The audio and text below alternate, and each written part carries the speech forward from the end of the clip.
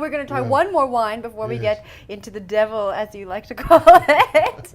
Which one are we trying next? Well, we could try our introductory wine, which is the Blanc de Mer. Okay. And Now, what makes it an introductory wine?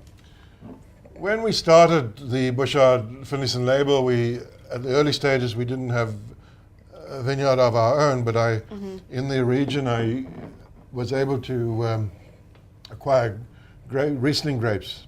Right. And Riesling, there's not that much Riesling in South Africa, and this wine is actually a blend of half Riesling, about 20% of a French grape called Viognier, and then the 30% of the Viognier, the last 20% is a mixture, a little bit of Sauvignon, a little bit of Semillon, etc. Okay. So it's strictly a blend.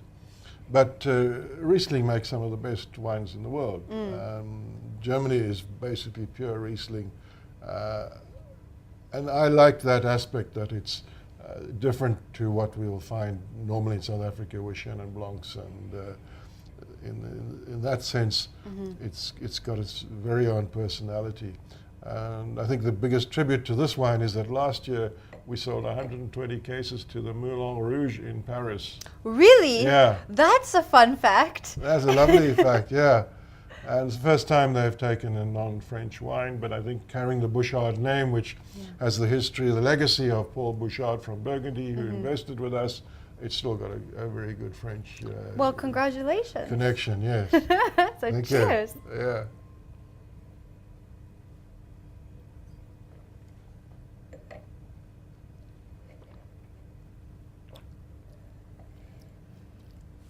Now, what are we tasting here? I love this particular vintage. It's not overripe. It's still got a nice solid core of fresh fruit. A little bit of granadilla in there. Yeah. Coupled with maybe some kiwi fruit, clean, and that what sometimes in Riesling is